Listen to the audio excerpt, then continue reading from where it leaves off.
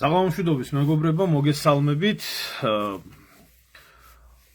მოკლედ, მინდა გესაუბროთ იმ უბედურებაზე, რაც ჩვენ სამეზობლოში ხდება და მინდა გითხრათ, რომ ირანში სიტუაცია უფრო იძაბება და იძაბება, ვიდრე აქამდე იყო, თუნდაც 2 დღის წინ, 3 დღის წინ.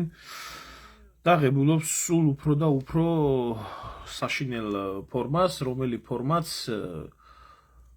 დიდი ალბათობით ქმნის იმის საფრთხეს, რომ ირანი გადაიქცეს მეორე სირიად. და სირიის ომი, ვისაც გახსოვთ, მიმდინარეობდა დაახლოებით, და პრინციპში ახლაც არაა დამთავრებული სირიის ომი 2011 წლიდან. და რამხელა მსხვერპლი მოიტანა და რამდენი უბედურება მოიტანა, ყველა ნორმალურ ადამიანს ახსოვს და რა იარაღი იქნა გამოყენებული, რა სისასტიკე იყო ჩადენილი და თუ მსგავს მოვლენებში გადავა ირანის მდგომარეობა, ჩათვალეთ, რომ საქართველოს, სომხეთს და აზერბაიჯანს, აი ამ 3 რესპუბლიკას სხვას დავანებოთ თავი, ამ 3 პატარა სამხრეთ კავკასიის რესპუბლიკას, ჩათვალეთ, რომ მარტო დევნილები ირანიდან წალიკავს. დაანებეთ ყველაფერს თავი, ის უბედური მოვლენები, რაც შეიძლება ამას შემდეგ სხვადასხვა მოყვეს, მარტო პრობლემა იმისი, რომ დევნილთა ნაკადები, რომელიც ირანიდან დაიძრება, ჩათვალეთ, რომ სამხრეთ კავკასიის ქვეყნებს უბრალოდ მათი რაოდენობა წალიკავს. მე არ ვამბობ ამას რაღაცა ისე გადაჭარბებით ან რამით, მე ამას გესაუბრებით თქვენ იმ ანალიტიკური ცენტრების და იმ აღმოსავლეთ მცოდნეების და იმ ექსპერტების შეჯამებით და დათვლით და დაანგარიშებით, რომლებმაც შეისწავლეს ეს საკითხი ახლა კი არა ძალიან დიდი ხნის წინ და ყოველთვის აკეთებდნენ ამაზე აქცენტირებას, რომ ირანში მომხდარი ომი და მოვლენები და ირანის აფეთქება რას გამოიწვევდა და პირდაპირ არის დათვლილი ის, რომ სამხრეთ კავკასიის 3 ქვეყანა უბრალოდ ფიზიკურად ვერ გაუძლებს არათუ დაბინავებას ამ დევნილთა ნაკადების, ზოგადად ამ დევნილების მიღებას, საერთოდ აი ფეხის დადგმას იმდენი იქნება. ამიტომ ძალიან ცუდი მოლოდინები არსებობს ირანთან დაკავშირებით და ის, რაც ახლა თბილისში ხდება და ის უბედურება, რაც ირანიდან მოდის ხმა და ეკო თბილისში ისმის, იგივე ის მიტინგები ირანის საელჩოსთან, ეს მხარდაჭერილი და ხელშეწყობილი, რომელიც არის ადგილობრივი ეგრეთ წოდებული პროდასავლური ძალების მიერ, ეგრეთ წოდებული უკნიდან განათლებული ახალგაზრდობის, რომლებიც იქ დარბიან, წივიან და კივიან და ამერიკის დროშასთან და უკრაინის დროშასთან და ევროკავშირის დროშასთან ერთად სეფივიდური ირანის დროშას დაათრევენ. მე ყოველგვარი გადაჭარბების გარეშე გეუბნებით, რომ რა შედეგები შეიძლება ამ ყველაფერმა მოუტანოს ჩვენ ქვეყანას, ამაზე დაფიქრდით, იმიტომ რომ ეს აჩვენებს იმას, რომ საქართველოში არის ძალიან ძლიერი ანტიირანული, ესე რომ ვთქვათ, სპეცსამსახურები, დასავლეთის სპეცსამსახურები, თავმოყრილები, რომლებიც ხელს უწყობენ ამ ყველაფერს, არა მარტო არასამთავრობო ორგანიზაციების სახით, საელჩოების, ასე შემდეგ და ასე შემდეგ, მასების მობილიზირებით, ფინანსური მხარდაჭერებით და სხვა უამრავი 1000 უბედურებებით. ეს კი იმას ნიშნავს, რომ ომის შემთხვევაში და თავდასხმის შემთხვევაში გარეძალებიდან ირანმა არაერთხელ განაცხადა და გაიმეორა, რომ ის სადაც ჩათვლის საფრთხეს, მისი ქვეყნის უსაფრთხოებისთვის, იქ მიიტანს იერიშს და ახლა თუ ვინმეს გაქვთ იმის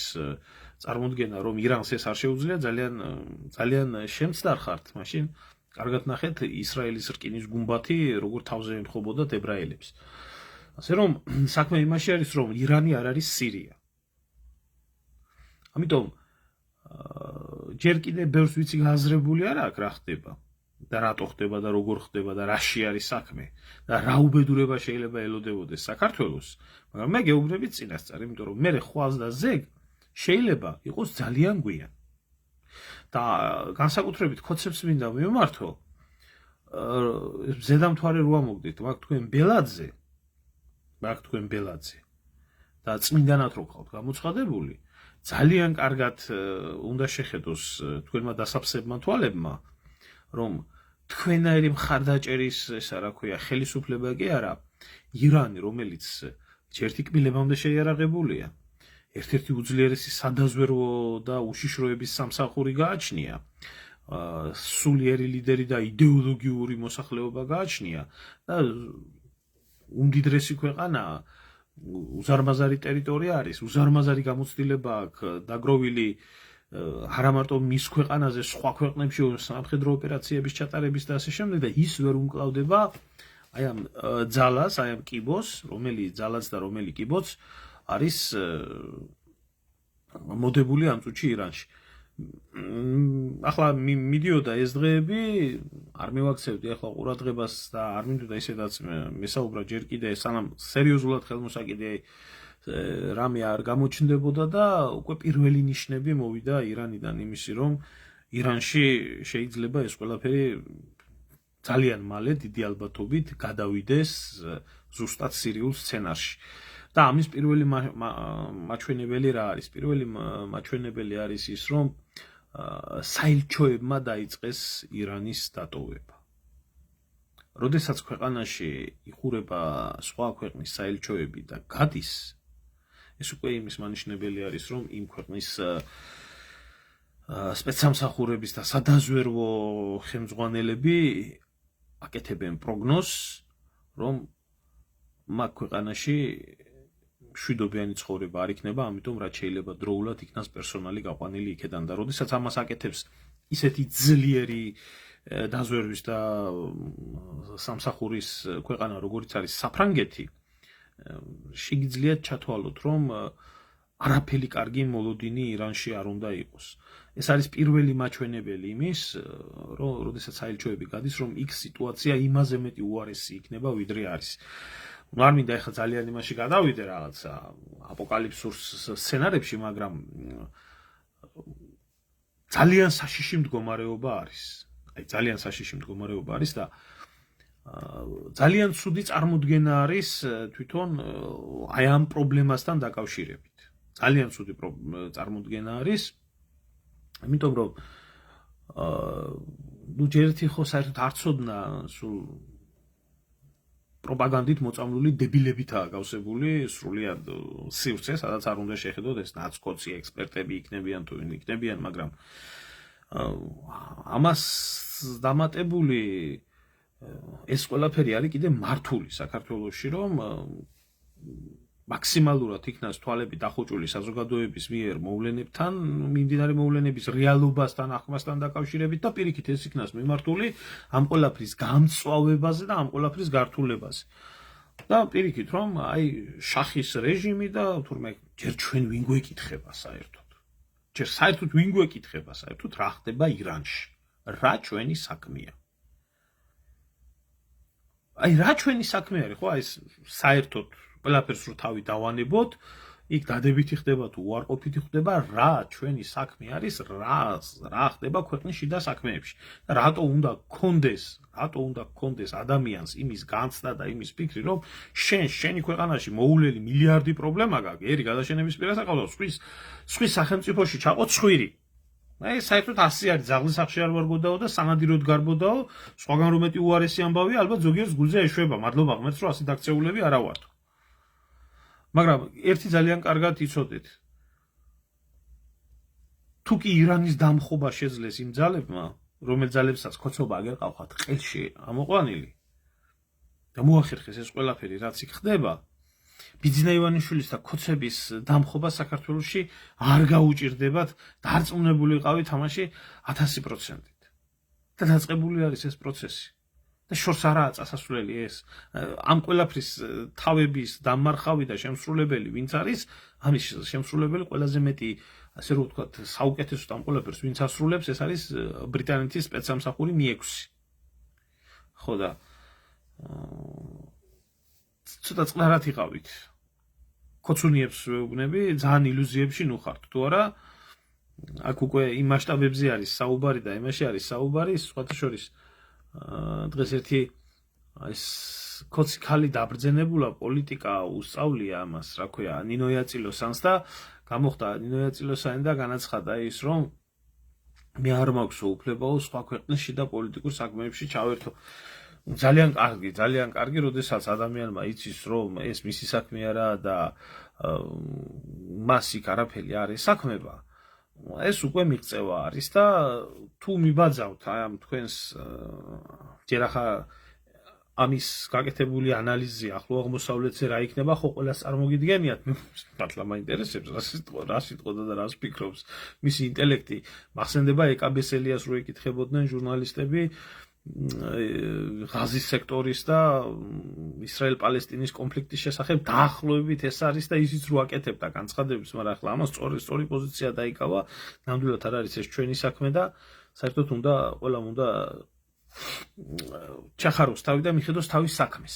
იქ რაც მოხდება, იქ ჩვენგან დამოუკიდებლად მოხდება ყველაფერი და ჩვენ ჯობია იმაზე ვიფიქროთ, რა შედეგები მოყვება ირანში მიმდინარე მოვლენებს. სიტუაცია არის ბევრად რთული, იმიტომ რომ აქ ზოგიერთ რეგვენს, აი აკაცუკოებს და ამათ, რა ქვია, ირანელ აკაცუკოებს და ამ შიბლა ტელევიზიებს გონიათ და როგორც მოაქვთ საზოგადოებამდე ესეთი რამე, რომ თურმე ირანში წავა აიათოლა და მოვა და დაჯდება ესა, რა ქვია, ირანის შახი ფეხლერი და მეორე დღეს ირანი გაბრწყინების გზაზე წავა. არის შემოკარგებო ასე საქმე და ისიც მინდა გითხრათ, რომ ესეთი შემთხვევით არ არის, რომ ირანი ძალიან რთული ქვეყანაა, ძალიან მრავალფეროვანი ქვეყანაა და ესეთი შემთხვევით არ არის, რომ იქ შახის ხელისუფლებაზე არის ლაპარაკი და შახის წარმომადგენელზე არის ლაპარაკი, იმიტომ რომ ეს ირანის ისტორიას რო გადახედოს ადამიანმა, ზუსტად ეს რეზა ფეხლერი და მათი ჯოგნახირი, რომელიც იყო თავის დროზე ირანში, განსაკუთრებული სისასტიკით უსწორდებოდა ირანის აზერბაიჯანის მოსახლეობას, რომელიც დაახლოებით 1/13 შეადგენს ირანში. ამიტომ ზუსტად მათი მემკვიდრე ნამდვილად მიუღებელი არის ზუსტად იმ მოსახლეობის იმ დიდი ნაწილისთვის, რომელი ნაწილსაც ქვია ირანის აზერბაიჯანი და ეს არის დაახლოებით 20 მილიონამდე მოსახლეობა. და ძალიან მწარედ ახსოვთ, იმიტომ რომ მთელი წმენდები და ირანში მცხოვრები აზერბაიჯანელების განადგურება ზუსტად ფეხლერმა მოახდინა, განსაკუთრებით საბჭოთა არმია, რაც გავიდა ირანიდან მას შემდეგ. ხო, ეს ისე ცნობისთვის, მაგრამ ზუსტად დასავლურ სპეცსამსახურებს ესეთი ადამიანი აწყობთ, რომელი ადამიანიც იქ არეულობას უფრო და უფრო გაამძაფრებს და ასე იქნება, შემდეგ არ ჩაცხრება ეს ყველაფერი ძალიან დიდ ხანს, იმიტომ რომ ამით ძალიან დიდ თევზს იჭერენ. ირანი თუ იქნება დახლართული მთელი ამ წლების მანძილზე ომში, ეს ავტომატურად, როგორც გესაუბრეთ თქვენ წინა გადაცემაში და გითხარით, ეს ავტომატურად დაკეტავს ჩინეთის ენერგორესურსებით მომარაგებას, ჩინეთის და რუსეთის სატრანზიტო დერეფნებს, რომელიც ირანზე გადის და სხვა უამრავ რამეს. და ამ ღრიე წყალში დასავლეთი დაიჭერს ძალიან დიდ თევზს. ეხლა რაც შეეხება ცეკი არა წერ. ვინც მოახდინა რუსეთ-უკრაინის ომის პროვოცირება, ღაზას სექტორი აქტიურად მომდა, ხო? ეს რა თქმა უნდა თავისთავად. ეს რა თქმა უნდა, იმიტომ რომ ვინც ამ ყველაფერს ახდენს, ვინც ახდენს საქართველოს ხელისუფლების დამხობას, ვინც ახდენს უკრაინაში ომის გაჩაღებას, ვინც ახდენს იგივე იუგოსლავიის თემებს და მსგავს რაღაცეებს, ხო? მათთვის ყველაფერი სხვანაირად არის, იმიტომ მათთვის სხვა წესები არის. ისინი ვერასდროს ვერ შეხედავენ ისრაელის მიერ მომხდარ გენოციდს ღაზაში. მაგრამ ყოველთვის დაინახავენ აქ სადღაც ვიღაცას თმისღერი ჩამოუვარდა და ვიღაცას რაღაცა მოუვიდა. ეს ბუნებრივია, ასე არის, ეს არის დასავლური სპეცსამსახურების, ზუსტად იმ deep state-ის და ზუსტად იმ რეალურად, რო ვთქვათ, დასავლური სპეცსამსახურების ერთობა, რომელიც ახორციელებს თავის ინტერესებს ატარებს ქვეყანაში. და რა თქმა უნდა ის არის ამ ყველაფრის შემოქმედი და ის ელოდება თავისი თევზის დაჭერას და თუ ამას მოყვება ირანი, ამას ავტომატურად მოყვება სამხრეთ კავკასიის არეულობა და ჩათვალეთ რომ რეგიონი, ეს ახლო აღმოსავლეთის რეგიონი და კავკასიის რეგიონი ბუნებრივად იქნება არეული და ჩათრეული ამ უზარმაზარ ჭაობში, რომელ უზარმაზარ ჭაობშიც თავისთავად ჩაებმება რუსეთიც. თავისთავად ჩაებმება რუსეთიც, თავისთავად ჩაებმება თურქეთიც, მაგრამ ეს პირველი დარტყმა იქნება ზუსტად იმ ბოროტების ღერძად გამოცხადებული კავშირისთვის, რომელი კავშირიც არის მაგალითად რუსეთი, ჩინეთი, ირანი და ჩრდილო კორეა და ეს ქვეყნები, ინდოეთი და ესენი, რომლებიც არიან ერთმანეთთან ინდოეთი ნაკლებად, მაგრამ როგორც პირდაპირ დასავლეთის ამერიკის მოწინააღმდეგეები ამ ქვეყნებისთვის იქნება მომაკვდინებელი დარტყმა. და როგორც მოხდება კავკასიის არეულობა, ასევე მოხდება ჩემოკარგება შუა აზიის არეულობა. შუა აზიის, თურქმენეთის ასევე, თურქმენეთი რომელიც არის ერთ-ერთი უმდიდრესი ქვეყანა და ძალიან მცირე მოსახლეობით, ვერანაირად დევნილების ნაკადს და ახლა იქ დევნილები ერთი იქნებიან და იქ რა მოყვება, მე ამ დევნილებს ვინ მიყვება ამ ნაკადებში ეს ცალკე საქმე არის. ამიტომ ძალიან დიდი უბედურების წინაშე დგას რეგიონი და ძალიან დიდი უბედურების წინაშე დგევართ აი ჩვენი ერი და ჩვენი მოსახლეობა. ძალიან სერიოზული, ძალიან დიდი აფეთქების მოლოდინის არის რეგიონში და დიდი სურნელი ტრიალებს, რომელიც თუ აირია რეალურად არ დაწყნარდება დაახლოებით 30-40 წელიწადი. ამაში იყავით დარწმუნებულები. ამიტომ ასე აქტიურად და ასე გავიშებულად არიან ჩარეული ამ ყველაფერში. ვერანაირად ასე, რა თქმა უნდა, ახლა პრობლემების სათავე სად არის ირანში, რა არის პრობლემების სათავე, ამ პროტესტების და ამ ყველაფრის, კი ბატონო, აგერ ხალხი იძახის ახლა, რომ აი თურმე სოციალური პრობლემები ყოფილა, ეკონომიკური პრობლემები ყოფილა და ეს ყოფილა და ის ყოფილა. ბიჭო, ახლა რაშია საქმე, იცით?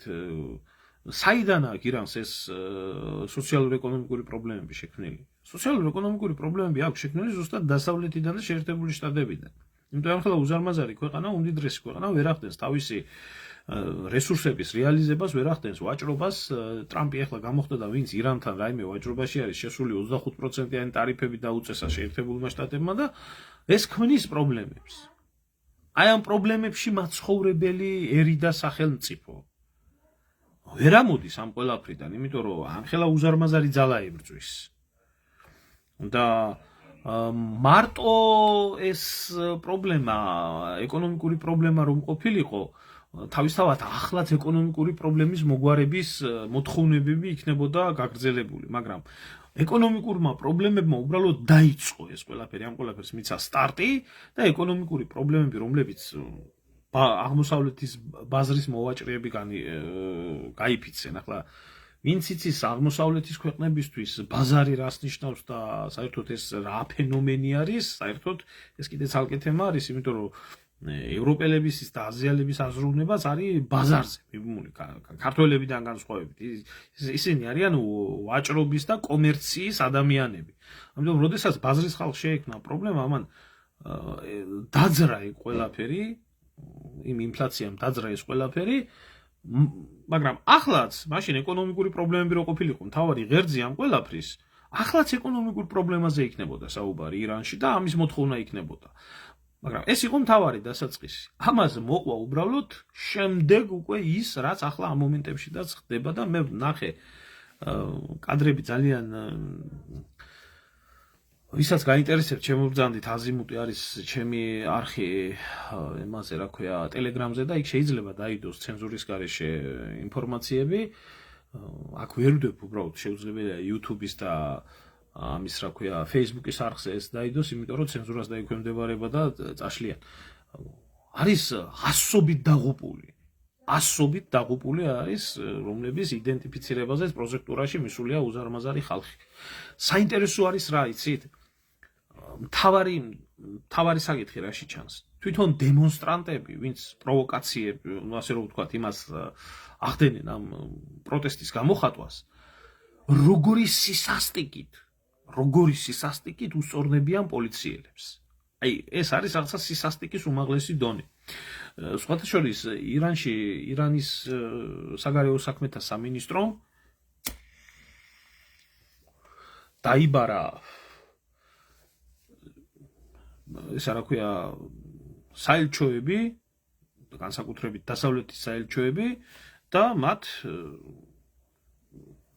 წარუდგინა უტყუარი მტკიცებულებები იმის შესახებ და ყველამ ნახა ერთად რომ თავიანთ ხელისუფლებებს გადასცენ თუ აჯანყებულები, რომლებიც ვითომ და მშვიდობიანი დემონსტრანტების სახელით ებრძვიან რეჟიმს, რა დონის შეიარაღებული არიან, როგორი სისასტიკით მოქმედებენ ირანის ქუჩებში, რა შეიარაღება აქვთ, როგორ ესხმიან თავს და როგორ ხდება დივერსიები და შეტევები სახელმწიფო სამსახურებზე. და აქ რო ხელწერა არის აბსოლუტურად უცხო ქვეყნის სპეცსამსახურების, იმაშიც ჩანს, რომ ეს ეგზალტირებული მასა არ ანადგურებს არა მარტო სახელმწიფო დანიშნულების შენობებს, ანადგურებს ასევე იმას, რა ქვია, მეჩეთებს.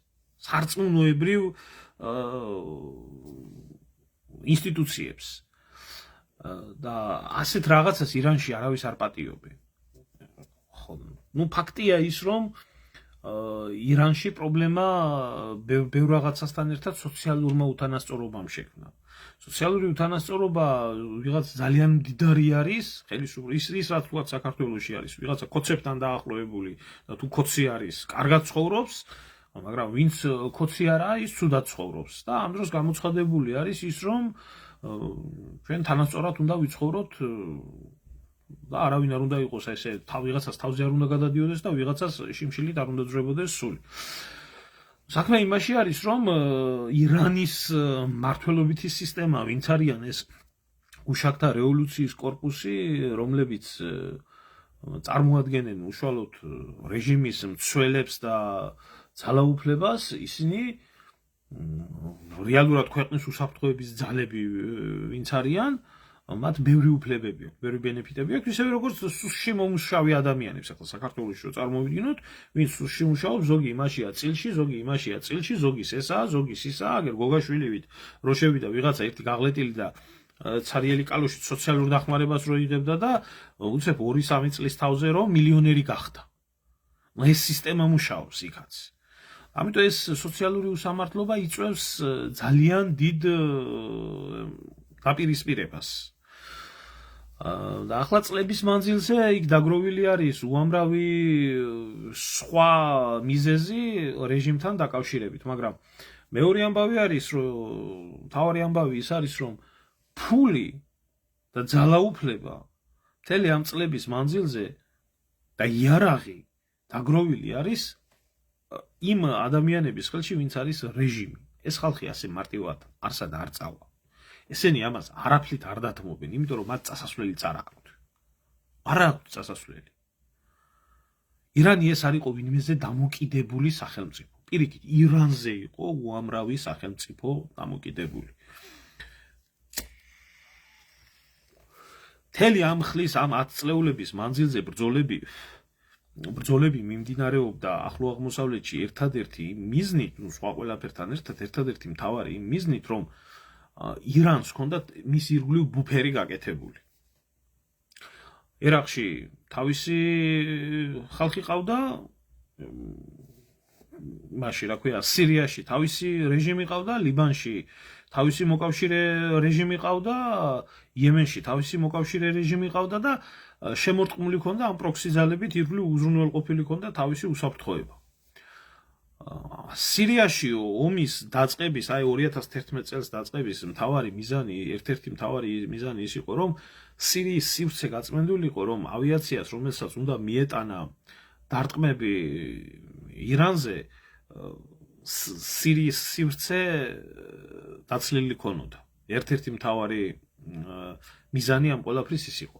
ამ წლების მანძილზე ბრძოლაში მათ მოახერხეს ის, რომ უზარმაზარი დანაკარგი მიაყენეს ჰეზბოლაში, უზარმაზარი დანაკარგი მიაყენეს სირია, ასადის რეჟიმის საერთოდ ირანის გავლენის ქვეშ იყო და გაითავისუფლეს გზა, შეასუსტეს პოზიციები ერაყში, შეასუსტეს პოზიციები იემენში და უკვე უშუალოდ მიეცათ საშუალება იმაზე, რომ ირანზე მიეტანათ იერიში და როდესაც ამის საშუალება მიეცათ, შარშან აგერ ისრაელის თავდასხმა ირანზე სხვას არაფერს არ ნიშნავდა, რამაც აგრძნობია იმ ძალებს, რომელი ძალებს ახლა ქუჩაში გამორბიან და ცივიან და კივიან, თურმე შესაძლებელია ბრჭყალებში დასახმარებლად მოვიდნენ ის გარეძალები, რომელი გარეძალებიც ირანში თავიანთ მეხუთე კოლონას ქმნიან. ამიტომ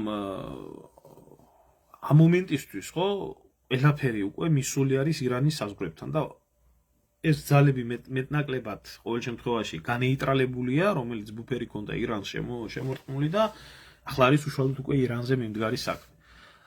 ამიტომ მოუსინჯეს კბილი თავის დროზე, ისრაელმა პირდაპირი დარტყმებით მოუსინჯა, მაგრამ არ გამოვიდა.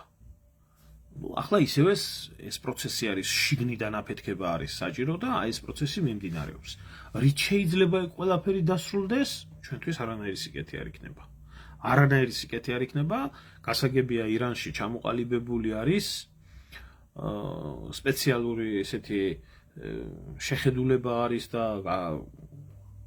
გასაგებია რომ ხომეინის რეჟიმი ნელ-ნელა შეცვლას, ანუ ასე რომ ვთქვათ, რეფორმირებას უნდა დაექვემდებაროს, იმიტომ რომ ამ სიმკაცრეში, რომელ სიმკაცრეშიც ცხოვრობს ირანი, ამოვიდა მოსახლეობას ყელში, მაგრამ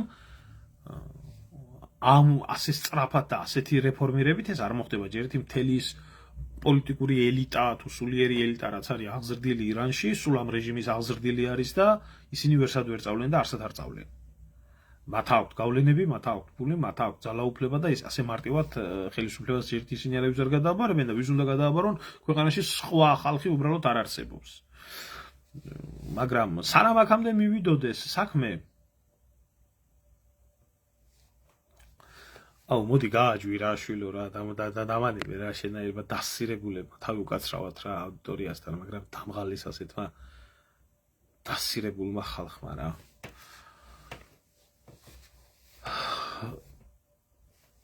ეს არ წყდება, ეს პროცესი არ წყდება. ამიტომ ის რაც დასავლეთისთვის არის მისაღები და ის რაც დასავლეთისთვის არის, ესა რა ქვია, და ისრაელისთვის არის კარგი და გადასარევი, ყველანაირად მიუღებელი არის ასევე რუსეთისთვის, ყველანაირად მიუღებელი არის ჩინეთისთვის და ყველანაირად მიუღებელი არის ირანის რეჟიმისთვის. ამიტომ ირანის ეს რეჟიმი უსისხლოდ არსად არ წავა. აქედან გამომდინარე არსებობს ორი ვერსია. ან დარჩება რეჟიმი და დაღურის ძალიან დიდ სისხლს და შეინარჩუნებს და მერე რაღაცა რეფორმირებები მოხდება და რაღაცა ცოტა სიტუაცია შეიძლება შეიცვალოს თუ შეძლო და თავი თუ შეიკავა. ან არის მეორე სიტუაცია. ეს რეჟიმი იქნება პირდაპირ უშუალოდ საომარ დაპირისპირებაში და ჩაერთვება სამოქალაქო ომში, ისევე როგორც ასადის სირია ჩაერთო სამოქალაქო ომში და ირანში იქნება 10-ჯერ აღებული, 10-ჯერ გამრავლებული სირია და ირანი ტერიტორიულადაც მეტი დიდი არის, ირანი მოსახლეობითაც მეტი დიდი არის და აქედან გამომდინარე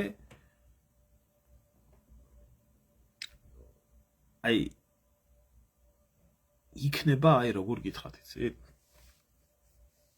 რეგიონში იქნება სმუტა, არ ვიცი ახლა ეს ქართულად როგორ თქვა, არეულობა, დარეულობა, ბალაგანი, სისხლისღვრა, ქაოსი, დევნილების ნაკადები, გინდა აქეთ, გინდა იქეთ.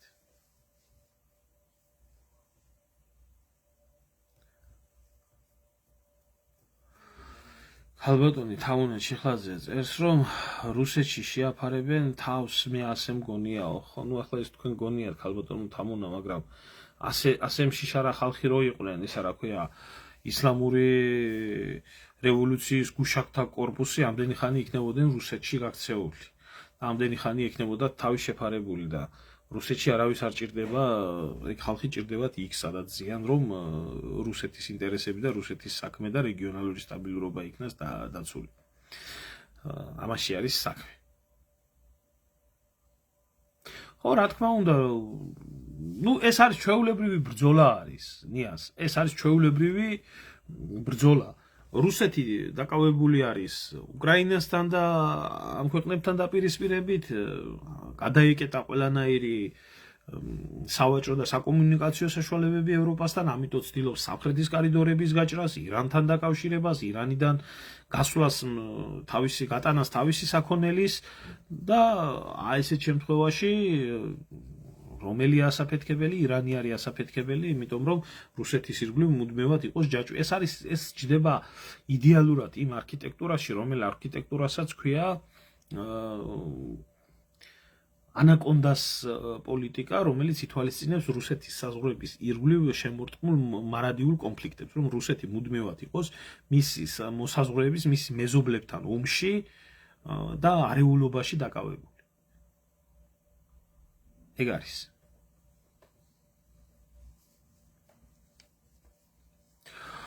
გია მაგაზე მე არ ვდაობ და მაგას მე არ ვამბობ, რომ გუშაქთა რევოლუციის კორპუსები არ არიან საკუთარი სამშობლოს პატრიოტები და ამით არ არიან დაკავებულები საკუთარი სამშობლოს დაცვით და უსაფრთხოებით. უბრალოდ მე იმას ვამბობ, რომ პრივილეგირებული მასა არის, იქედან გამომდინარე, რომ ისინი არიან მცველები და დამცველები არიან თვითონ ირანში არსებული სიტუაციების დანარჩენ სხვა მასასთან. ეს კიდე მოსახლეობაში თავისებურ პროტესტს ქმნის და ამ პროტესტით სარგებლობენ მერე გარეძალები და ასე შემდეგ. გასაგებია, თამუნო მეც მაგას ვამბობ, მაგრამ არ ხდება ასე, რომ რუსეთში ასე მარტივად რუსეთმა ყველა თავისი რეჟიმების თავები მიიღოს და იქ დატოვოს ყველაფერი ისე და საქმე იმაში არის, რომ ირანიდან წამოსული მუსულმანური ნაკადები კავკასიაში, როდესაც იქნებიან შემოსულები, შემდეგ ეს მუსულმანური მაქსიმალურად ასე გაზრდილი მუსულმანური მოსახლეობა მუსულმანურ ჩრდილო კავკასიასთან იქნება ჩახუტებული, შენჭირიმე შენ გენაცვალეს ნახავენ ერთი მეორეში და როდესაც ნახავენ შენჭირიმე შენ შემოგევლეს ერთმანეთში, მე უკვე რუსეთის ჩრდილო კავკასიიდან დაიწყება აფეთქება და ეს არის ყველაზე მეტი ნოყიერი ნიადაგი ზუსტად იმისთვის, რომ კავკასიის აფეთქება მოხდეს და უფრო მეტი უბედურება დატრიალდეს, ვიდრე აქამდე დატრიალებულა. ამიტომ ვინც ირანს ურტყამს და ვინც ირანში ქალთა უფლებების და მოკლეკაბის ჩაცმის თურმე შევიწროვებულ გოგოებს მხარს უჭერს, ძალიან კარგად იცის იმან, რომ რა შედეგი მოყვება ამ ყველაფერს. ამას მოყვება საშინელი შედეგი. მე არც მინდა უბრალოდ წარმოვიდგინო ის რაც შეიძლება მოყვეს ამ ყველაფერს. ახლა იქ რაც საუბარი არის, რომ ირანში არის ბევრი სხვადასხვა ეთნიკური ჯგუფი, რომლებიც საუკუნეები ცხოვრობენ და არის ანკლავები, არის უზარმაზარი აზერბაიჯანული ანკლავი, არის უზარმაზარი თქვათ ქურთული ანკლავი, არის უზარმაზარი არაბული ანკლავი და ასე შემდეგ და ამ ანკლავებმა რომ სეპარატიზმი გამოაცხადოს.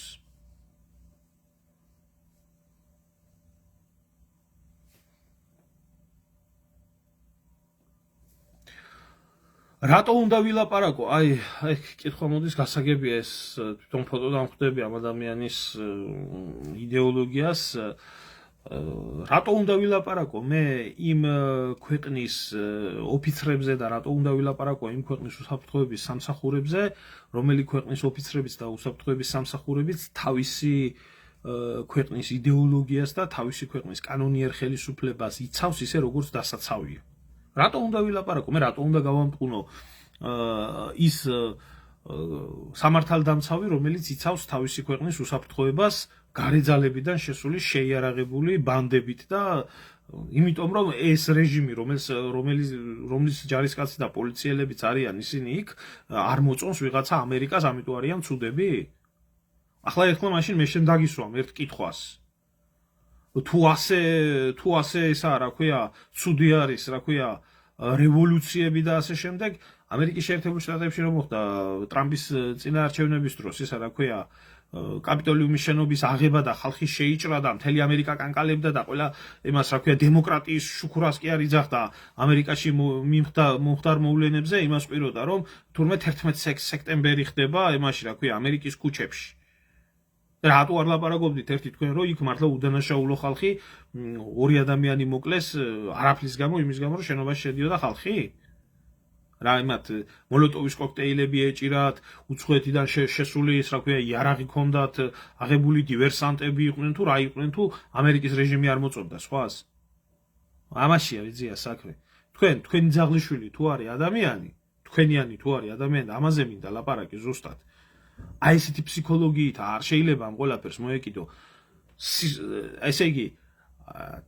დაათრევენ თბილისის ქუჩებში სეფივიდური ირანის დროშას რომელიც სეფივიდურმა ირანმაც სისხლი გაუშრო საქართველოს ისტორიულად დაუძინებელი მტერი იყო რომელმაც ამოწყვიტა რომელმაც გადაასახლა საქართველოსდან უამრავი ქართველი და ფერეიდანში ცხოვრობენ ეგერ აღარ მაქვს საუბარი ქეთევან წამებულის და იმის რა ქვია სხვა სამეფო კარის შვილების რა დამართეს და როგორ დამართეს და თქვენ დარბიხართ აგერ იმაში და ამერიკის დროშასთან ერთად სეფივიდური ირანის დროშას დააფრიალებთ და ელემენტარული სინდისი და ნამუსი არ გაწყვეტეთ დემოკრატიაზე ლაპარაკობთ და პატრიოტიზმზე რა რომელ პატრიოტიზმზე უნდა ვილაპარაკო როცა ქუჩაში ხელში ეჭირებათ სეფივიდური ირანის დროშა და დემოკრატიაზე დამიწყებენ ლაპარაკს ელემენტარული მაინტერესებს მე აი თქვენ რატო არ აგაქვთ ამაზე რეაქციები ქართველები არა ხართ იქ მარა არა ხართ ქართველები თქვენ ვინც იქ დგეხართ და წივი ხართ და კივი ხართ და იმად გვერდში იყენებთ თქვენ სიდის ნამუსი არ აგაქვთ უნამუსო ხალხი ხართ სეფივიდური ირანის დროშას რა უნდა იმაში რა ქვია კაი იძახით ეს უკრაინა და ესენი თქვენი ძმები არის სეფივიდური ირანი როდის მერე გახდა იმისი რა ქვია საქართველოს დემოკრატიის გადარჩენის და განვითარების და ამის ისა რა ქვია და ქართველი ერის ისა აი ესა უსინდისობა თქვენ ფეხებზე კიდიათ ყველაფერი რაც სხვათა შორის მე მქონდა დღეს უწუხელი მქონდა ლაივი დღეს დავდე ჩემი YouTube-ის არხზე და კიდე ერთხელ მინდა ყურადღება გავამახვილო კიდე ერთხელ მინდა აი რადონის უნამუსობასთან და უსინდისობასთან აქვს საქმე აი ეს ბიჭი არის ქართველი ბიჭი რომელიც ირანში ფეხბურთს თამაშობს გიორგი გველესიანი შემთხვევით შევხვდი ამ ჯეოთიმის ემაზე რა ქვია გვერდზე სადაც იყო დაწერილი რომ კავშირზე ვერ გამოდის ოჯახთან მაგრამ საელჩოს საშუალებით გასაგები არის რომ უსაფრთხოთაა და კარგათაა და ჯანმრთელადაა და აი რომ ჩაყვე ქვემოთ აი ესეთი დედამოწყნული ქართველები რომლებსაც ვითომ და ქართველები ქვიათ რომ დაუკავებიათ იმის რა ქვია ნატოს და იმის დროშები და დარბიან იმაში ლანძღავენ და აგინებენ ამ ბიჭს რა არის ამ ბიჭის დანაშაული ის რომ ირანში ფეხბურთს თამაშობს რომელსაც რა გაუფუჭებია ამას თქვენთვის და ის შემდგარი ხართ სადა ქვეყანა და ლანძღავთ და აგინებთ და წევლით და აფურთხებთ კაც რომელსაც ბიჭო საქართველოს ნაკრების ღირსება აქვს და ღირსეულად აქვს დაცული წესიერი პატიოსანი ვაშკაცი ბიჭი არის და ერთადერთი პრობლემა ამ ბიჭში ის ნახეთ რომ ისა რა ქვია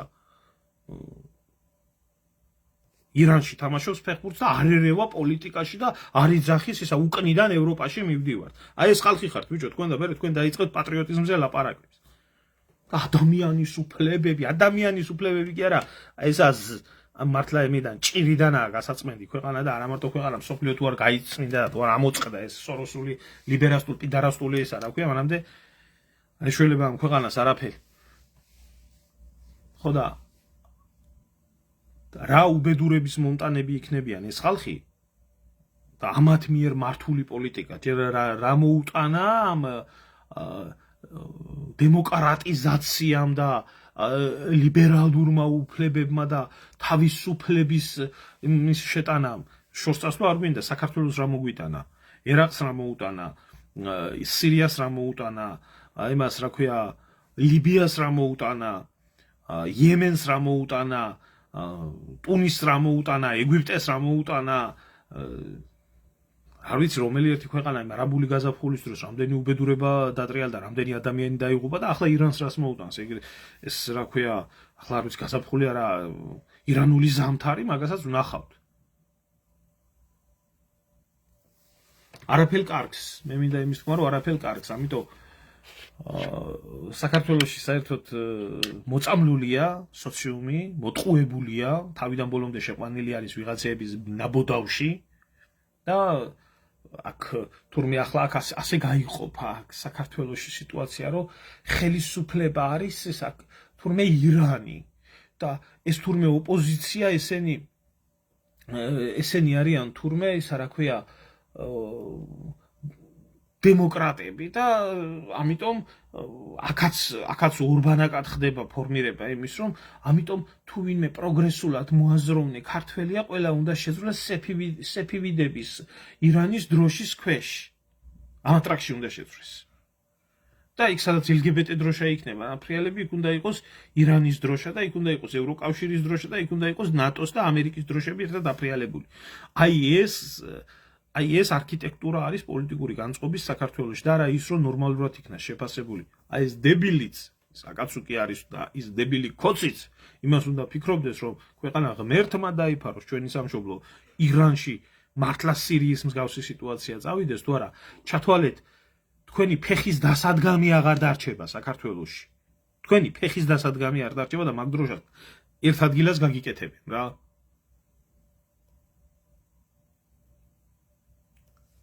ამიტომ როდესაც ასე ჰაერზე არ მიადგებოდნენ ირანს ფაქტია როდესაც ირანს მიადგნენ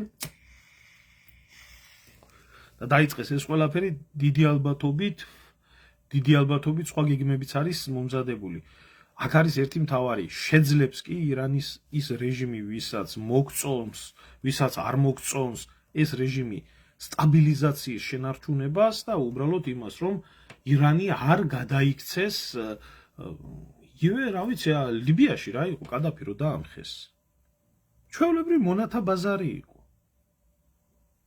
რა იყო სირიაში ისლამური სახელმწიფოს დროს ჩვეულებრივი მონათა ბაზარი იყო და არ გადაიქცეს ამის ბუდეთ და ამის ექსპორტად თუ არა მე კიდე ერთს გეტყვით თუ ირანში ეს მოხდა ქოცების ხელისუფლება საქართველოში რა იქნება ქოცების ხელისუფლება საქართველოში საერთოდ სახსენებელიც არა მაგრამ უბედურება ისაა რომ ქოცების ხელისუფლებას რომ მოიცილებენ ვერც ერთი ხელისუფლება ვერ მოვა საქართველოში ისეთი ვინც ქვეყანას დაიჭერს ისი აიმღვრევა წყალი ერთადერთი რამაც შეიძლება ქვეყანა გადაარჩინოს ასეთ შემთხვევაში ეს არის სამხედრო რელსებზე ქვეყნის გადაყვანა და ქვეყანაში კომენდანტის საათების შემოღება და ესა რა ქვია მაქსიმალური ჩაკეტილობა საზღვრების და სხვა უამრავი უსაფრთხოების სამსახურების გაძლიერება და ქვეყანაში სამხედრო რეჟიმის გამოცხადება ის დაახლოებით იმ ფორმით რა ფორმითაც რომ ის უფრო რბილი ფორმით არა აზერბაიჯანს აქვს უკვე ამდენი წელია რომ საზღვარზე ვერ შევა ვინმე ფეხით და ვერ გამოვა ეს მოსატანი არა კოვიდის კარანტინები ეს მოსატანი არა ამან შეიძლება გადაარჩინოს ქვეყანა თუ არა ხალხთა ახლა ჩვენ ვცხოვრობთ ხალხთა დიდი გადასახლების პერიოდში შეხედეთ 45 მილიონიანი უკრაინა 45 მილიონიანი უკრაინა ჩამოვიდა 20 მილიონზე სად წავიდა 25 მილიონი ადამიანი სად წავიდა და ირანი არის 90 მილიონი გასაგებია ეს უკრაინელები ჩანთქა აგერა შიგ ევროპამ და მოიძებნა მათთვის ადგილი. ამ ირანელებისთვის სად მოიძებნება ადგილი, ხო არ იცით? არ უნთებ შემოძმაო სანთელს მე ბრმებს არ დაუნთებ სანთელს აზრი არა აქვს, მაგრამ ბრმა არის ყრუ ხო არა კაცო. ყურში ხონდა ეს მოდის. და გადახედეთ უკვე ჯერ ამ არსებული პოლიტიკით, რომელი პოლიტიკითაც ხოცებმა ქვეყნის ბედი წაიყვანეს, საქართველოში ქართველი გახდება საძიებელი პირდაპირი გაგებით, რასაც ცხონებული სულნათი მერაბ კოსტავა ამბობდა, ხელის ცეცებით დავიწყებთო ჩვენო იმასო, რა ქვიაო, ერთმანეთის ძებნასო ქართველებიო ის დრო დაგვიდგება, დამდგარია ის დრო. გადით აბა ახლა ქუჩაში თუ ხელის ცეცებით არა ქართველი საზებნელი თბილისში. გიბე ბათუმში. ხო და ჩემოძმაო აზიაში რო გაიფანტება ეს ხალხი, ის 12 მილიონი, რომელიც და თუ ცოტა მეტი ვინც მიიღო, იმან რა ქვია, ევროპამ, იმათ აჭამეს, ასვეს და სახლიც მიცეს და სამსახურებიც მიცეს და დახმარებაც მიცეს და ის მეორე 5 მილიონაზე უფრო მეტი კიდე ვინც რუსეთმა მიიღო, თავისთან დააბინავა და დააბანაკა და გაშიმშილებული ირანის აი წარმოიდგინეთ თქვენ ხართ ირანელი რომელიც იძულებული ხართ ქვეყნიდან გაიქცეთ სად წახვალთ ირანის სახმელეთო მეზობლები არის ერაყი დაქცეული გაუბედურებული განადგურებული ავღანეთი ნაომარი დაქცეული გაუბედურებული პაკისტანი რომელიც მის მოსახლეობას ვერ იტევს იქეთ თურქმენეთი უდაბნო იქ რა ვიცი მონარქიოზი თქონია და აქეთკენ არის კავკასია საქართველო სომხეთი აზერბაიჯანი და თურქეთი თურქეთი ისტორიული იმპერია და როგორ ბანაკებში აცხოვრებს ამ ხალხს ყველამ კარგად იცის სად წამოხვალთ წახვალთ იქ სადაც შედარებით ჰუმანური ყაზახეთი არის საზღვრება პირდაპირ საზღვრით ჩემო ძმო ყაზახეთი არა პირდაპირ მოსაზღვრე უშუალოდ თურქმენეთი და უზბეკეთი და მერე აზევით ხო და მე ვამბობ რომ ფეხითაც რომ მოგიწიოთ წამოსვლა წამოხვალთ აქეთ ხო აი მე არა მაქვს იმ ხალხს ლაპარაკი ფერეინელი ქართველები რომლებიც თავისთავად მაგაზე ზედმეტიც არ უნდა იყოს ლაპარაკი რომ ხალხი რომელიც ძალით გაგვიყარეს უკან რო დავაბრუნოთ ხო კი წავა ბევრი თურქმენეთში წავა ბევრი თურქმენეთში წავა და თურქმენეთში რამდენი წავა იცი უამრავი თვითონ თურქმენი ცხოვრობს ირან თურქმენეთის საზღვარზე და გამწარებული ნადირობენ ამ უმდიდრეს ქვეყანაში კიდე დევნილების ნაკადი იქნა შესული რომელიც ერაყს მოკიდებს ხელს და დაამხობს იქაურ სიტუაციას და არის და იმიტომ რომ თურქმენეთის უმდიდრესი ქვეყანა მე გეუბნებით ნორმალური ადამიანი ვისაც გინდა თავის გადარჩენა და ნორმალური ცხოვრება მოკიდებთ ალბათ თქვენს უკანასკნელ კაპიკებს ხელს და წამოხვალთ ისეთ 60-ში როგორც არის საქართველო ხო მით უმეტეს როცა უვიზო რეჟიმებია და უამრავი ირანელი აქ ცხოვრობს შეზღუდვის გარეშე და არანაირი ბიუროკრატია არა ასე იქნება ამიტომ დევნილთა ეს ნაკადები მე ახლა უბრალოდ ვამბობ თუ არა ეს ნაკადები ევროპისკენაც კი დაიძრება თქვენ გონიათ არ დაიძრება ავღანური ნაკადები თუ დაიძრა ევროპისკენ და სირიისიდან მაგრამ კაცო ევროპას თუ შეუძლია ათობით მილიონი ადამიანის მიღება საქართველოში რო შემოუშვა ახლა 20,000 და 30,000 დევნილი სად აბანაკებთ ამ ხალხს სად აცხოვრებთ თუ რას იზამთ ახლა იერახს მოკიდებთ ხელს და დახოცავთ საზღვარზე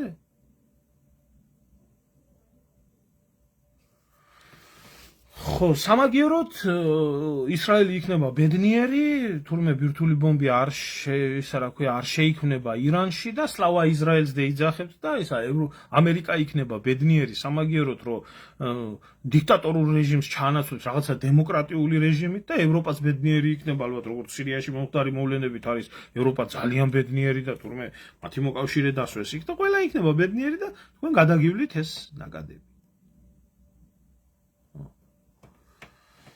აი ამ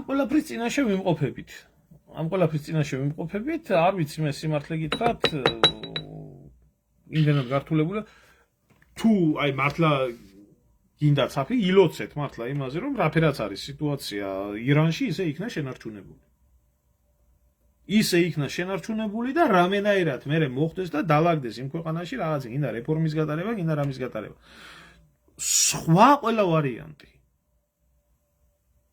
სხვა ყველა ვარიანტი ჩათვალეთ, რომ პირველ რიგში თქვენ ქვეყანას დააქცევს. და დაიკავეთ მე ეს ირანის დროშები და იძახეთ იმაში უკრაინის დროშასთან ერთად სლავა ირან და სლავა და პუტინს მიადგება დიდი ზარალი, რო იცოდეთ ეს. პუტინი იზარალებს კიდე და ესა რა ქვია. დემოკრატია გაიმარჯვებს იმაში, რა ქვია, ირანში. აი ეს დებილების ხელში არის ქვეყანა ჩავარდა. აი ამის თქმა მინდოდა და დანარჩენი ფიქრისთვისა ადამიანი შექმნილი და უნდა იფიქროს ამ ყველაფერთან დაკავშირებით და ნახოთ ხვალზე ძალიან ცუდი დღეები შეიძლება დაგვიდგეს.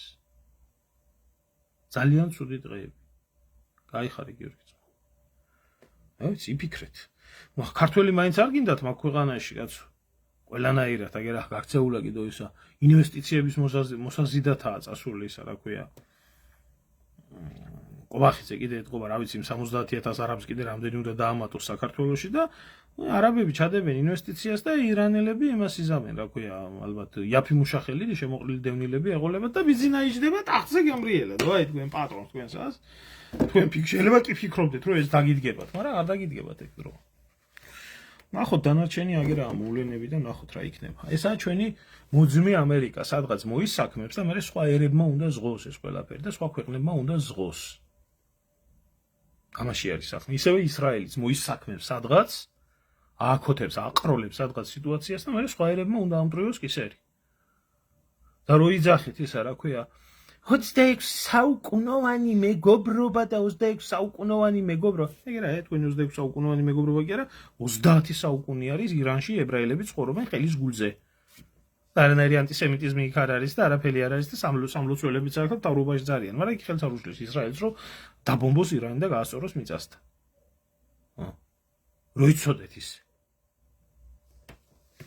კაი, ებრაელების მესმის იმათ წამთ, იმ რწმენის დონეზე არის იქ ასული, რომ ნეთანიაჰუ რაცხას თუ იტყვის და ისრაელი თუ რაღაცას გადაწყვეტს, იგი ღმერთიდან ეს არის, რა ქვია, გამოგზავნილი და ასე უნდა მოიქცნენ და ასეთ რწმენაში მყოფი ადამიანები მძიმე ფსიქოლოგიურ მდგომარეობას განიცდიან, მაგრამ თქვენ ამ დაგასწირათ, ვინმე? თქვენ ამ გამოგაქლიავთ, თქვენ ამ გამოგადებილად.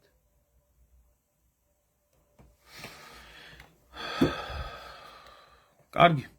დაგემშვიდობებით და ნახოთ, დავაკვირდეთ მოვლენები, როგორ იქნება, ვეცდები ახალ ინფორმაციები გაგაგებიოთ.